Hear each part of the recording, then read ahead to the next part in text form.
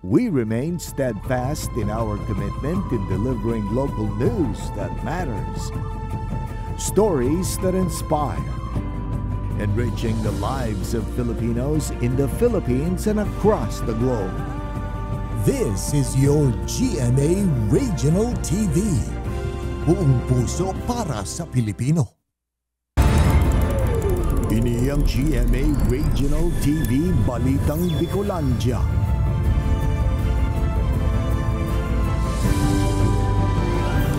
Diyos marhay na hapon mga kapuso, unina ang Balitang Bicolandia. Hatod miyan pinakadarakula asin pinakabagong mga bareta sa Kabikolan. Kami ang tropa nin katotohanan, mahatod nin mga baretang mayong pigkikilingan, mayo nin pigpoprotehiran. Live halidigdi sa GMA Complex sa Naga City, ako po si Kate Dolovieres. Sarong-harong sa Naga City, nasulo, upos nin sigarilyo saro sa mga pigihiling kan mga otoridad na kausa kan kasulo. Mantang kantidad 300,000 pesos na danyos iwinalat sa nangyaring kasulo naman sa Banwaan nin Buhi, Camarines Sur. Ang pagirumdum kan mga otoridad tutukan sa report ni Chris Novello.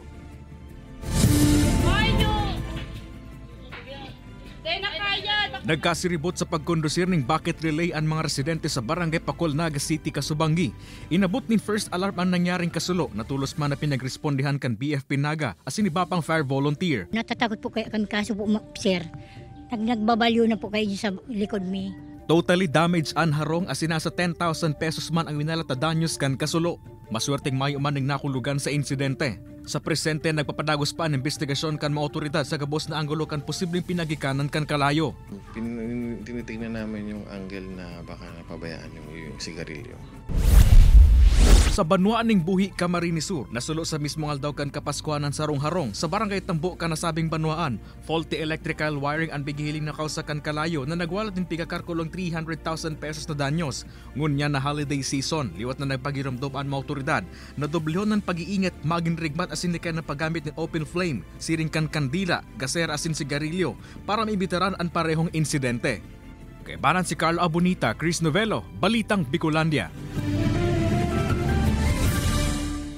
Nadugangan pa ang numero kan mga fireworks-related injuries sa Bicol Region.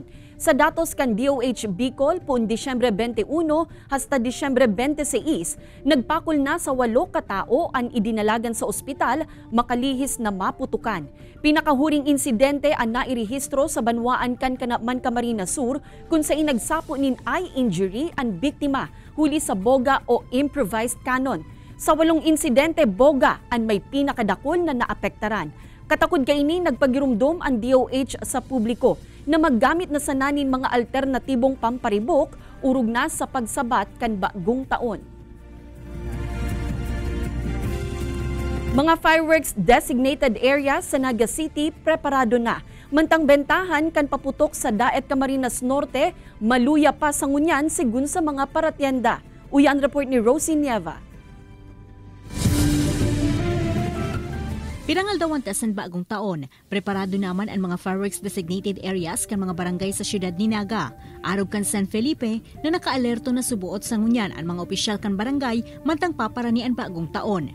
Igwa naman sindanin pigpreparar na designated areas para sa mga mapaputok nganing malikayan ang mga aksidente. Picture tuman kaini na nakatutok ang barangay sa nasambitan ng lugar para sa seguridad kan publiko asin malikayan ang anuman na krimen. Aramo ang ugali kang mga tao, maski igwa ka na ng designated area, minsan na ano manggiraresinda sa mga residensya ninda, but then limitado. Then pigmumonitor man yan kang barangay tanod. Sa parte man kan BFP Naga City, padagos man ang sa indang pagbandilyo kan mga bagay para makalikay sa mga aksidente. Mas marahay man subuot na likayan na sana ang paggamit nin paputok para dain na magdagdagan ang numero kan mga nairehistrong firecracker-related injuries asin insidente nin kasulo. Sa Banwaan nin Daet Camarines Norte, pirangal daw antes ng bagong taon, malaymay pa subuot ang bentahan ng mga paputok. Sa ibong kaini, naglalao man ang mga paratyenda na makakabawi manggiraray sinda pagabot kan bagong taon. Nakasanayan na kaya kan mga tao sa lugar na nagbabakal nin mga paputok tuyong madali na ang bagong taon o sa mismong aldaw kaini. Pag-abot man sa presyohan, nagbabasubot ang presyo kan mga pigtitindang paputok sa lugar, nagikan pa sa Bulacan. It's better na po mag-aga kayo ng mamili para hindi na po magkasuksukan tayo dito, magkahilahan. Kay Banan si Gerald Gandia, Rosie Nieva, Balitang Bicolandia. Duwang gadan na oarfish na dukayan sa baybayon kan Ligao City. Paglataw kan oarfish sa lugar, pang-apat na beses pa sana na nangyari sa rehiyon sigun sa BFAR Bicol. Mantang eksplanasyon kan mga otoridad dapit sa mga pagtubod sa paglataw kan mga oarfish. Aramon ta sa report ni Don Jimenez. Sa daipiglalauman na pagkakataon, sarong kakaibang klase nin siraan na hiling kan mga residente sa baybayon sa Hampang kan sarong resort sa Ligao City. Tulos man ining pig turnover sa mga otoridad. Sigun sa Coastal Resource Management kan syudad, duwang gada na oarfish ang nadukayan kan mga tao na pigakarkulong nasa 3.2 meters ang laba as in 8 to 10 kilos ang gabat. Makalis na maipaaram sa BFAR ang insidente. Tulos man ining ipigtalbong sa mangrove protected area kan lugar. Yun nga po ang ng isang locals dito kaya pumunta sa amin kasi di nila kilala yung isda. First time lang po makakita ng mga tao noon dito. Nagki-create na po ng attention kaya nag-decide kami na i-living na lang. Katakod ka ini pero mga residente ang nahandal sa pagbutwa ka na sambitan ng mga sira. Nagtutubod kayaan kadakla na senyales ini na igwang mangyayaring kalamidad. Sigun sa BFAR Bicol, bihira sa natalagan paglataw ka na sambitan ng sira. Alagad posibleng igwang factor sa irarom kan kadagatan na nakaapektar sa mga ini kaya nakabot sa baybayon. Kadakol mga triggering factors kung taano nagsusurface sinda. One, as I have mentioned, sensitive sinda ining mga sea creatures na ining oarfish. Sensitive sinda sa mga stress sa irarom. So kapag may mga disturbances sa irarom, yan mga tendency ninda. Napag-araman man na inipasanaan ikaapat na insidente na igwang nadukayang oarfish sa laog kan rehiyon. Nagpagirumduman ang BFAR sa publiko na tulos na ipaaram sa saindaan mga siring na insidente para sa maninigong disposisyon. Ini si Don Jimenez, Balitang Bicolandia. Mga gamit na bado o ukay-ukay, libreng pig-uprisir kan sarong nagtitinda nin ukay-ukay sa Naga City. Lakdang, simpleng regalo subuot niya sa mga nangangaipong ngunya na kapaskuhan. Ang detalye, aramunta sa istorya ni Chris Novello. Tano daw pinagkakaguluhan ang sarong tindahan nin ukay-ukay na ini sa Naga City? Bagsak presyo ba ang mga items? O may mga new arrivals kaya? None of the above, ninhulitaan mga gamit na bado ukay-ukay na ini, pigtataon nin libre. Si Nanay Gloria, huhunaon mong nagsobra sa pagmain o pag-add to cart, ulikan sa bulto-bultong nakuha sa ukay-ukay. Alagad ang mga ini, gabos ipapano niya sa nasa iba. Bali, pigtatahi-tahi ko, araw kayo mga pamangking ko, pigtatarawan ko. Siring ni Gloria, kanya-kanya manin pagpilit nin bado ang iba pang nag-aprobitsar kan libreng ukay-ukay. Susog sa may sadiri kan ukaya na si Bogs, si mga all-stock subutin da ini na magagamit pa kan iba kaya naisipan nindang gibo na simpleng regalo sa mga nangaipo o nagmamaot ngunya na kapaskuhan. May mga pagkakataon kaya subot na may nag-aparisir sa indang tindahan na naghahagad nin bado. Na-experience ko man yun dati, tangaki pa kami, kaya namayo talang mayo maghagad ning ibang sa mga pinsan maghagad ning bado. Primera bes subot inda ining ginibo alagad ipapadagos sa subot ninda ini sa mga masunod pang taon. Kay Banan si Carla Abunita, Chris Novello, Balitang Bicolandia. Sir, ano yung mga pinaniniwalaan mong tradisyon kapag magbabagong taon? Magbabagong taon?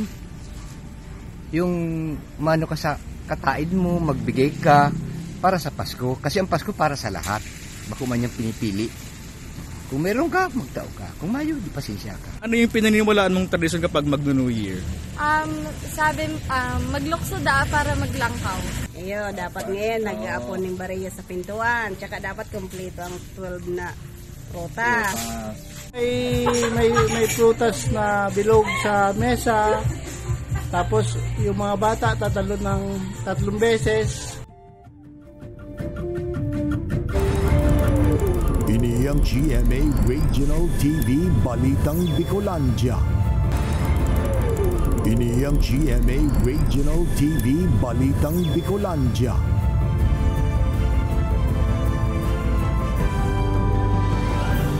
Pagbabalik kan biyahe kan tren na rutang Naga-Legazpi ngunya na aldaw naging matrayumpo. Manihamiento kan PNR aminadong nadipisilan sa pagbabalik operasyon kan nasabing linya sa laog nin 6 na taon.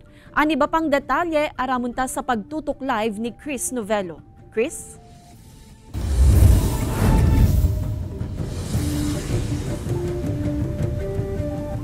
Kate, dainagin madali para sa manihamento kan Philippine National Railways na ibalik ang rutang Naga-Legazpi asin man vice versa ninhulita pigirahay nindaan mga release asin tulay na agihan kan tren makalisban ang haros 6 na taon na para mentras na pagpundos sa operasyon kaini.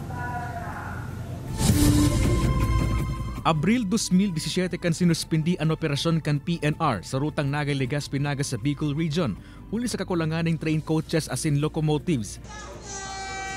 Alagad makalis ang haros 6 na taon na paghalat kan mga Bicolano. Balik operasyon na poon ngunya na aldaw ang biyahe kan tren sa nasambitan ng ruta. Pasado alas 5 ng aga kasubago ka naghali ang tren sa PNR Legazpi City Station. Asin nakaabot ini sa Naga City Station pasado alas 9 na. 3 oras na nakuta na ang biyahe alagad sigun sa PNR. Nagkaigwaning delay huli sa kadakol ng mga pasahero na nagsakay sa Banuan ng Pulangi asin Iriga City. Sa ibong kaini, satisfied man giraray ang mga pasahero. Okay naman yung experience. Medyo marami kami dun sa loob ng tren kanina. Yung sumakay ako from Washington Drive sa Legazpi. Okay naman yung experience. Enjoy naman kasi makalola. Then medyo parang haloy sa biyahe. May 8 istasyon maning tren sa nasabing ruta asin 8 flag stops. Nasa 15 hasta 155 pesos man ang pamasahe. Depende sa destinasyon kan sarong pasahero.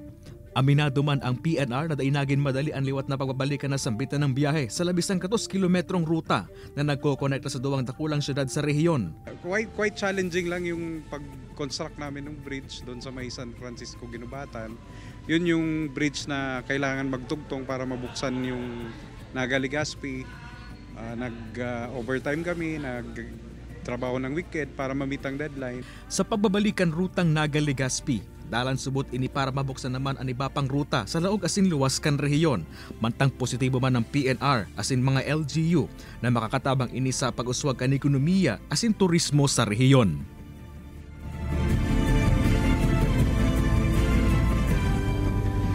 Kate, nasa likod tangani ngunyan ang train coach na pasiring sa Legazpi City Albay. Inikate ang last trip kan biyaheng Naga-Legazpi asin man vice versa. Kate, kada aldaw may 4 na biyahe ang tren sa nasabing ruta. Ang Legazpi Naga 5:45 nin aga asin 5:47 naman nin pagkahapon.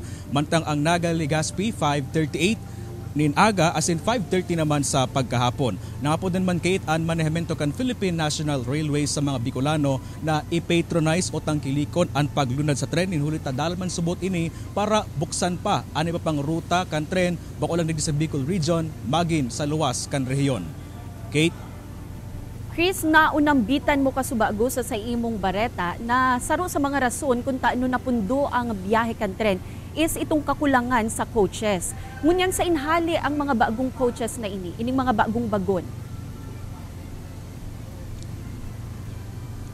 Yes, kay tama ka dyan. 2017 kan huring nag-operate o sinuspindi ang operasyon kan na tren biyaheng Naga-Legazpi asin vice versa. Huli man sa kakulangan kan locomotive coaches. Kaya ining mga bagong bagon kan tren, inihali ini sa NSCR, North-South Commuter Railway. Ongoing kaya Kate ang construction kan railway sa nasabing ruta. Kaya si mga train coaches duman, may 3 of them na pinagdarating sa Naga City. And yan sige nagamit mo niyan Kate kan Naga Sipocot line. And ini naman na train coach Kate na nasa likod ta, ini ang tren na ginagamit kan Naga Sipocot na ginagamit ng ngunyan pasiring duman sa Legazpi City Albay. Kate?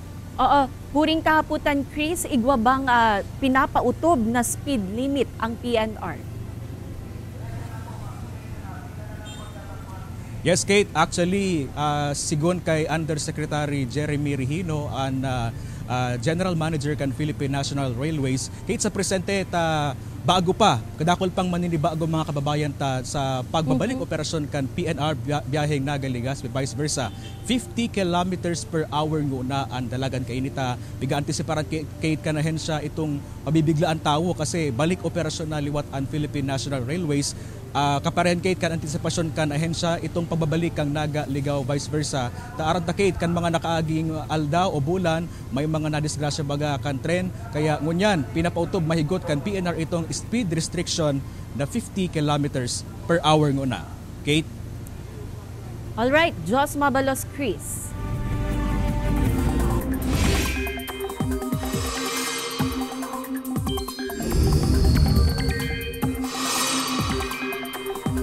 Mga kapuso, malumlum na panahon na may pag-uuran ang malalaoman sa pirang parte kan nasyon.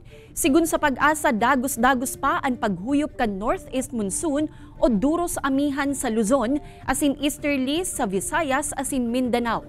Sa mga kapuso nyato sa Camarines Norte, Albay, asin Catanduanes, mag-andam po kita sa posibleng pag-uuran at siya nabanggi. May warak-warak na uran man sa Visayas, asin Mindanao. Kaya magdoble ingat po kita mga kapuso. Huli sa magdamlag na pag-uuran na namatean sa pirang probinsya sa Bicol Region, naapektaran kaini ang serbisyo kan Prime Water Camarines Norte. Pirang lugar kaya ang binaha urog na ang mga nasa low-lying areas asin flash flood sa mga salog. Huli kaini napiritan ang Dagot-Dotan Filtration Facility kan PWCN na dainamo na magluwas nin supply nin tubig huli sa turbidity o malabong tubig na nagdidiretso sa mga gripo kan mga kaharungan. Pigsyarto man kan opisina na tulos man na maibabalik sa normal ang sa indang serbisyo and kasong mayo na nin flash floods sa lugar kung sa inyaon ang sa indang filtration facility. Konstruksyon kan bagong public market kan Talisay, Camarines Norte nagpuuna. Mga paratenda sa lugar para mientras na nagpwesto sa talipapa sa likod kan lumang merkado. Uyan report ni Rosie Nieva. Makalihisan haros tulong taon, nadagos man giraray ang pangaturugan kan lokal na gobyerno kan Talisay, Camarines Norte na makapatindog nin bago, mas marhay asin dakulang public market. Luma na asin raraot na kaya ang dating public market kan Banwaan kaya pigaba na ini. Ang resulta, para mientras na piglipat ang mga paratyenda sa talipapa sa likod kan dating merkado publiko. Ikinaugmaman kan mga paratyenda ang proyekto asin naglalaom sinda na mas magiging marahay asin organisado ang sitwasyon ninda sa magiging bagong edipisyo. Kailangan man na pong ipalitan yung palengke kasi po giba-giba na. Kailangan po kaming lumipat dito po talaga sa tabi para meron po kaming napisto. Sigon sa LGU, nagkaigwa kaya nin problema sa mga nainot na rekisitos alagad ngunya na taong 2023 dagos nang napunan ang konstruksyon. Pigsyerto man kan LGU na igwa man girarin pwesto na babalikan ang mga pighali mo ng paratyenda sa oras na matapos na ang bagong public market. Bilang suporta na rin po natin sa ating mga vendors, ang solusyon na lang po, bibigyan na lang namin ng additional space dito sa labas yung mga nagkakaproblema na hindi nakakapagbenta sa loob. Ini si Rosie Nieva, Balitang Bicolandia. Pag New Year, ganun din, yung mga kanununuan ko pa, yung mga bilog na prutas, mga coins, di ba? Yun ang ano niya eh. Sa handaan, kailangan may mga prutas, tapos yung mga bulsa, kailangan may mga bilog. Tradition na kasi ng Pilipino yan, hindi ba? For New Year, di ba? Ang kwarta, pinagaano sa laog kang harong para kadakol lang maglaog na kwarta. Dapat first day of year, may laog na na kita ang tindahan para the whole year, diretso lang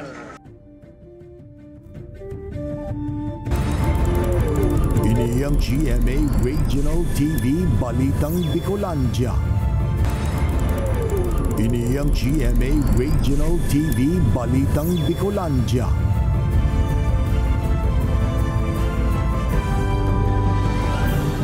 Tulong insidente nin pagkalamos sa kadagatan na irehistro sa magkakasuhay na lugar kan Masbate, Camarines Norte, asing Catanduanes. Si Rosie Nieva nakatutok.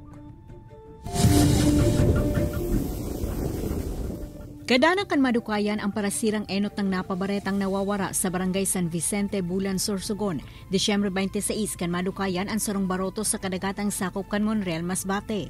Kan pigberipikar kan mga otoridad, dumana nahiling ang bangkay kan biktima. Tulos man ang kinumpirma kan pamilya kaini na ito na ang pigahanap nindang paryentes. Makalisan sarong aldaw na paghahanap, Nadukaya naman ang bangkay kan 59 anyos na nawawarang parasira sa Mercedes, Camarines Norte. Sigun sa aki kan biktima, mabuelta na kuta na sinda sa baybayon kaiba na niba pang parasira kan biglang tamaanin makusog na hukol an baruto ninda. Dumana subuot na hulog an sa iyang ama asindain na nahiling pa. Ngayong amihan season kasi, unpredictable yung galaw ng dagat. Minsan kalmada, tulad ngayon kalmada pero maulan. Kahapon malakas pero mainit. Kaya sa mga mangingisda natin, sana kunting ingat. Huwag natin ipagpalit yung kikitain nila sa buhay. Sa probinsya ng Catanduanes, gadan man ang sarong lalaki makalihis malamos sa dagat na sakop kan Barangay Tibang sa Banawaan kan San Andres. Sigun sa report kan Kapulisan, Disyembre 25 kanagkarigos sa lugar ang biktima alagad na puli sa aksidente. Pinurbaran pa kuta na ining isalbar kan PCG, alagad huli sa darakulang hukol kan dagat, kaya naging padipisilan ang rescue operation hasta sa na-recover na sa naini sa baybayo na kan lugar.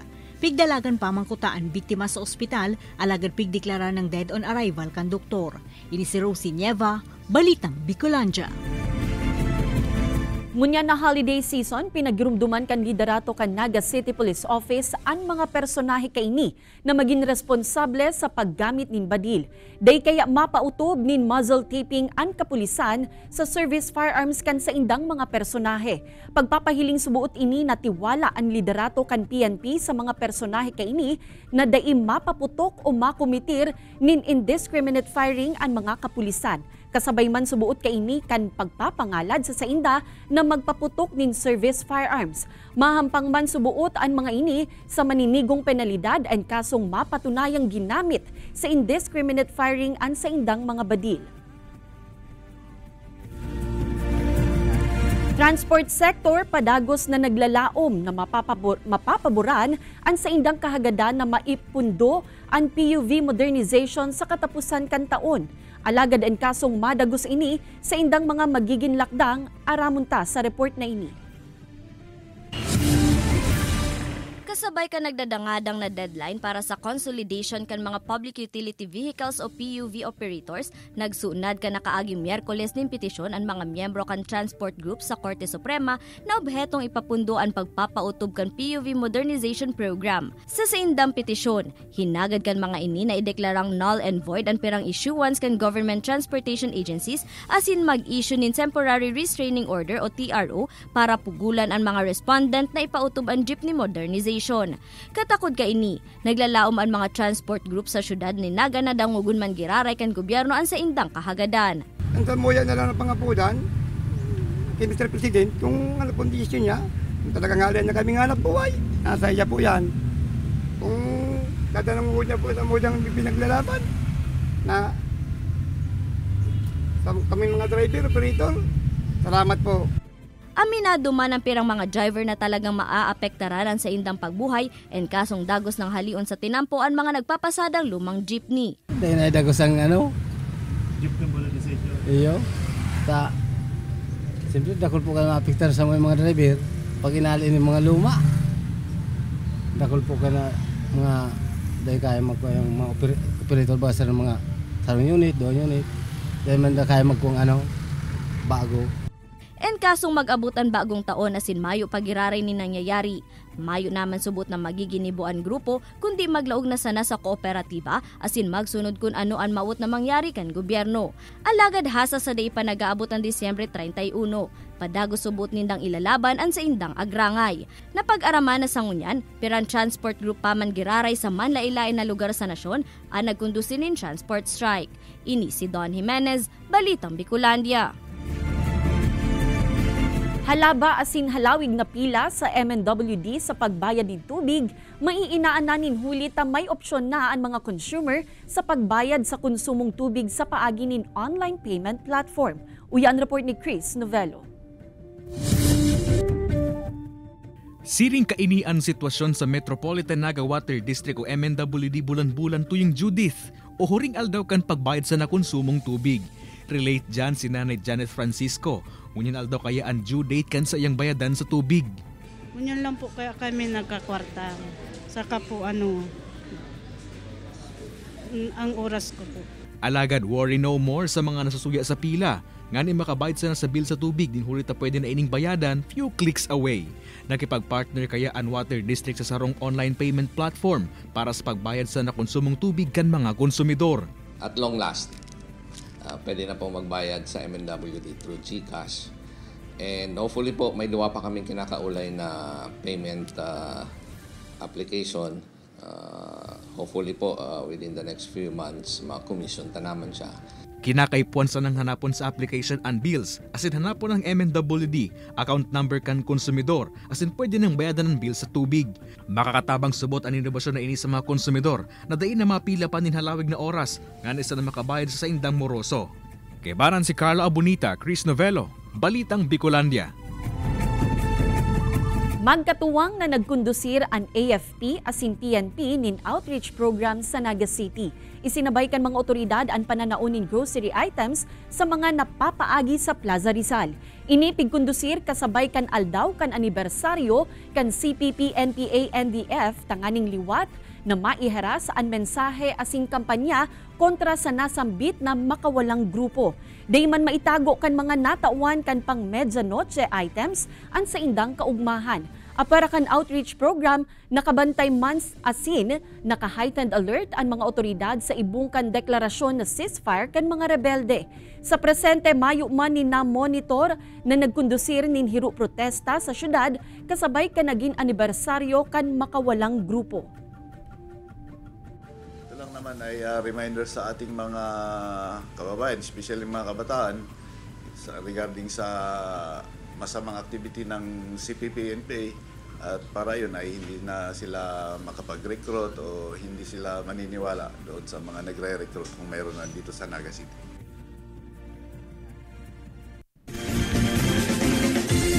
Mga kapuso, 5 days na sana, bagong taon na.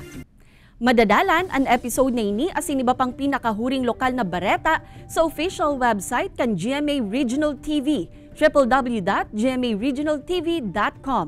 Pwede man kamong magbisita sa samuyang official YouTube channel, GMA Regional TV, asin i-click ang subscribe button para sa pinakamaiinit na bareta hale sa man iba-ibang rehiyon. Mabalos sa mga kapusong Bicolanong nagantabay, maging sa mga kapuso nyato abroad. Ninhulita sa GMA Regional TV, Local News Matters. Asin yan ang pinakadakula asin mainit na bareta sa Kabicolan. Ako si Kate Dalovieres. Kami ang GMA Regional TV Balitang Bicolandia, bilog na pwersa para sa mas dakulang misyon asin mas mahiwas na pagserbi sa nasyon.